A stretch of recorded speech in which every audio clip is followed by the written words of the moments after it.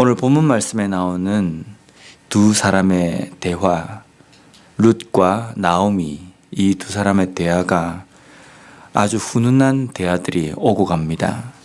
룻이 자신들에게 긍휼을 베풀 사람을 찾고, 그리고 막연하게 나가서 보아스라는 사람에게 은혜를 입습니다. 은혜를 입고 또 그가 하루 동안에 추수한 그 보리를 가지고 시어머니에게로 돌아옵니다.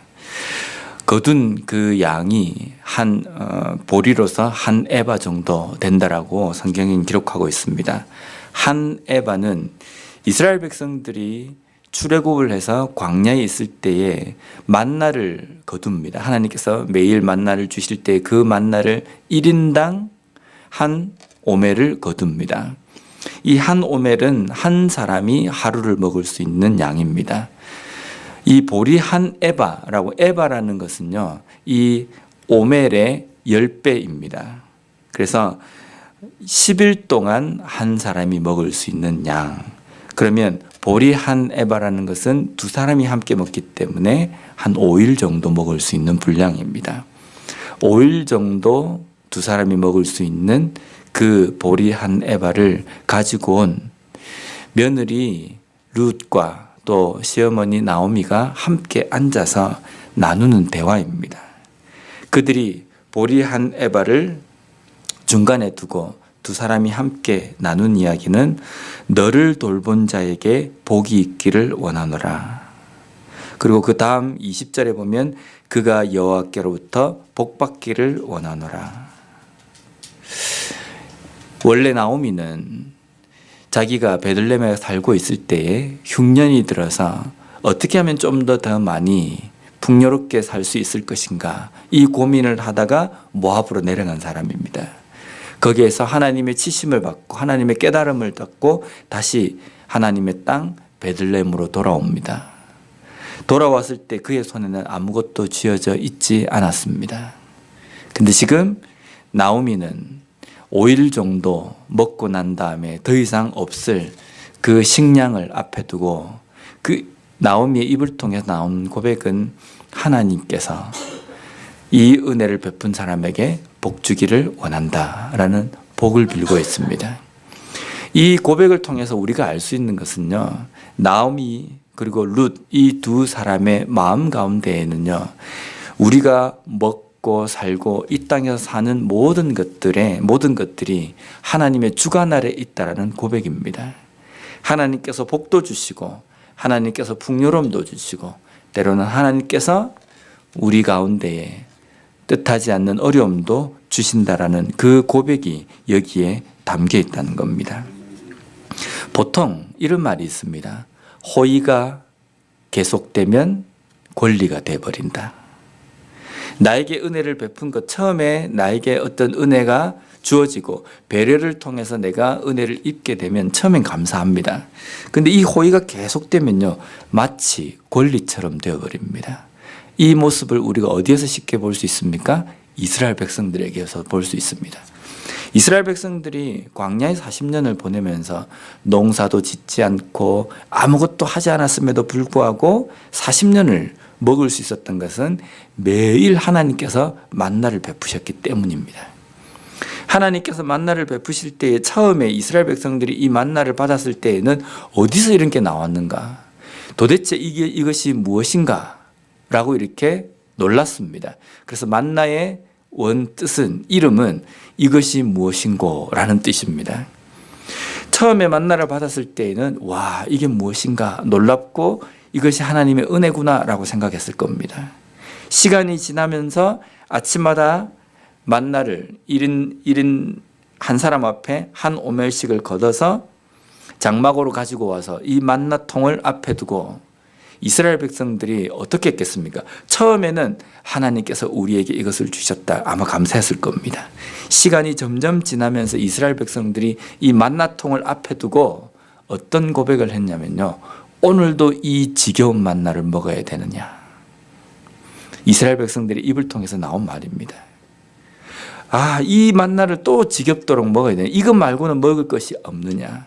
이 불평의 말들이 각자의 마음에서 입을 통해서 나오고 장막에서 했던 이 말이 장막 밖으로, 그래서 하나님한테까지 합니다. 우리가 애굽에 있을 때는 고기도 먹고 마늘도 먹고 우리의 기력을 보충할 수 있는 것들을 먹었는데 이 광야에서는 이 만나 따위밖에 먹지 못한다.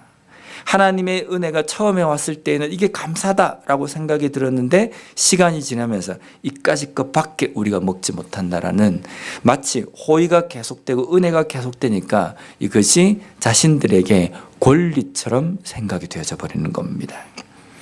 우리의 삶에서도 하나님께서 주시는 그 은혜에 매일매일을 하나하나 챙겨서 이것이 하나님의 은혜다, 감사다 라는 이 생각을 놓쳐버리면요, 우리에게 주시는 이 은혜가 하루아침에 사라져버립니다. 사라져버린다는 게 하나님께서 은혜를 주시지 않는다는 것이 아니라 하나님께서 주시는 그 은혜를 은혜로 생각하지 못하는 삶을 살게 되는 겁니다. 하나님께서 주시는 그 은혜를 은혜로 생각하지 못하면 내 삶에서는요, 항상 부족하다는 생각밖에 없습니다. 또 뭔가 새로운 게 없는가? 왜 내 삶에서는 이 어려움만 있는가? 이것만을 보게 된다는 겁니다. 그래서 우리의 삶에서 매일매일 삶 속에서 지극히 작은 것도 아니라 내 삶에서는 모든 것들이 하나님의 은혜라는 그 생각을 놓치지 않는 것, 그것이 필요하다는 겁니다. 두 번째로 오늘 보아스의 삶입니다. 성경은 보아스를 유력한 사람, 부유한 사람이라고 이야기합니다. 근데 부유한 사람인 보아스가 룻과 그리고 나오미, 이 두 사람에게 호의를 베푸는 장면이 이 성경에 기록이 되어 있습니다. 그래서 우리는 그렇게 생각할 수 있습니다. 이 사람이 부유하기 때문에 이 룻을 선대했다라는 그런 단순한 명제로 우리가 접근할 수 있습니다. 하지만 우리 주변에 우리의 삶을 살아보면요, 돈이 많고 부유하다고 해서 쉽게 다른 사람을 구제하거나 다른 사람에게 호의를 베풀진 않습니다. 내가 가진 소유와 다른 사람에게 구제하고 호의를 베푸는 것은 별개입니다. 많이 가졌다고 많이 베푸는 것이 아니라 적게 가져도 많이 베푸는 사람이 있습니다. 그래서 하나님의 말씀 가운데 보면요, 우리가 구제하고 다른 사람에게 호의를 베푸는 어떤 공식에 대해서 우리에게 말씀해 주고 있습니다. 잠언 19장 17절 말씀에 보면요, 가난한 자를 불쌍히 여기는 것은 여호와께 꾸어드리는 것이니 그의 선행을 그에게 갚아 주시리라. 우리 그리스도인이 많이 가졌건 적게 가졌건 다른 사람들에게 호의를 베풀고 구제를 베풀어야 될 공식입니다. 우리가 가져야 될 생각입니다. 우리가 가난한 자들, 불쌍한 자들을 불쌍히 여기고 그들에게 선대하고 베푸는 것은 하나님께 꾸어드리는 것이다. 그래서 하나님께서 그에게 갚아주실 것이다. 근데 우리가 여기서 좀 잘 생각해야 될 것은요, 우리가 하나님께 받기 위해서 내가 다른 사람들에게 구제한다는 것이 아니라 내가 다른 사람들에게 구제하고 선대하는 것을 하나님께서는 아무리 은밀하게 했다 할지라도 지켜보시고 다 셈해 주신다는 겁니다. 그래서 우리는 많이 가졌건 적게 가졌건 우리가 우리에게 허락한 그 물질을 가지고 베풀 수 있는 삶이 되어야 된다는 겁니다. 베풀 수 있는 삶이 될 때에 하나님께서 우리에게 주신 물질을 제대로 관리하고 사용하는 겁니다. 내 개인이 그런 삶을 살아야 되지만요, 우리의 가정이 그런 삶을 살아야 됩니다. 그래서 자녀들에게도 많이 가졌건 적게 가졌건 나에게 허락하신 그 물질이 하나님의 은혜임을 가르치고, 그리고 그 가진 것을 가지고 불쌍한 사람들, 가난한 자를 선대하고 돌보는 것을 가르쳐야 합니다. 또한 우리 교회가 그런 교회가 되어야 됩니다. 우리 교회가 많이 소유하였건 적게 소유하였건 우리가 하나님 앞에 해야 할 그 일들이 있습니다. 선교와 구제입니다.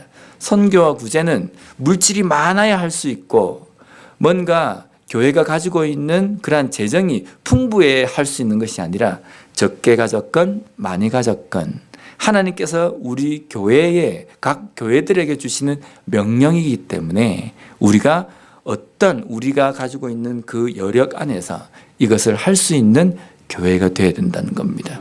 그럴 때 하나님께서는 어떤 공식으로 우리를 챙겨주십니까? 하나님께 구워드리는 것으로, 하나님께서 그것을 다시 갚아주시는 것으로 우리에게 채워주신다는 겁니다. 오늘 이 말씀을 통해서 우리가 다시 한번 깨닫는 것은요, 우리에게 주신 지극히 적은 것들, 우리에게 주신 모든 것들이 하나님께서 허락하신 은혜임을 깨닫고 그 은혜를 다른 사람들에게 구제하고 나보다 더 가난한 자들에게 베푸는 그러한 삶을 살아가는 우리 자신과 가정과 교회가 되었으면 좋겠습니다. 기도하겠습니다.